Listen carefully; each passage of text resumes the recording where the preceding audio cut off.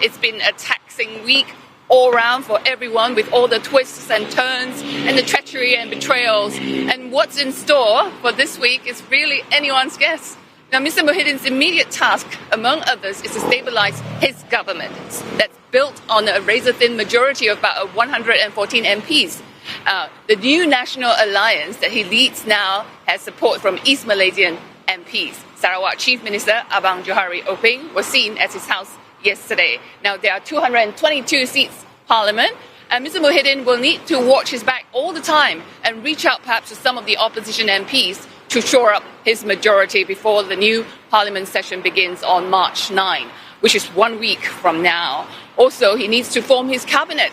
The lineup will be keenly watched whether some of the ex-ruling party, UMNO fellas, that are facing a series of corruption charges in court, will be invited to join his cabinet. Although Mr. Muhyiddin hasn't spoken, his ally from the Islamic Party PAS, Hadi Arwang, said that they will be discussing that this week, and also focus will be on the economy amid a global slowdown and the impact from COVID-19 outbreaks. Now, this as 4 new cases were reported yesterday, bringing the total number of cases to 29, although most of them have been discharged. The latest case actually involved a senior staff of Sovereign Wealth Fund Khazanah Nasional, and local media reporting that at least one former deputy minister has come into contact with him and has already put under self-quarantine. Now, it's unclear whether this patient has also come into contact with the other ministers or former ministers. Now, if yes, then lots of people will be exposed, including us, the media.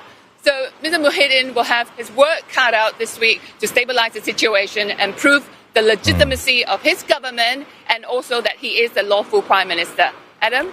Yes, a point that Tun Dr. Mahathir is making in terms of the legitimacy of his premiership there, because he's questioning the actual numbers of the MPs that supported him versus the ones that supported Mahathir.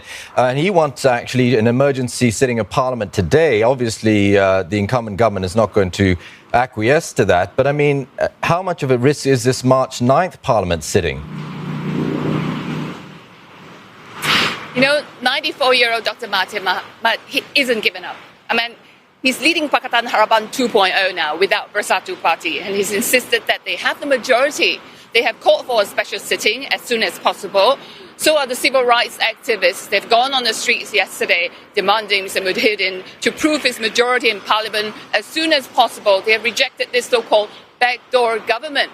But it's not up to them. It's up to the Prime Minister, Mr. Muhyiddin, whether he wants to apply to the House Speaker to convene a special sitting or not, or wait till the Parliament new session begins on March 9. And we are also hearing unconfirmed report that the sitting will be postponed. Now, the Speaker of Parliament, in charge of the Standing Order of Parliament, he is a former judge, Muhammad Arif Muhammad Yusof, and we hope to catch him later on today. Until then, this new government under Mr. Muhyiddin Yassin will have a lot on its plate.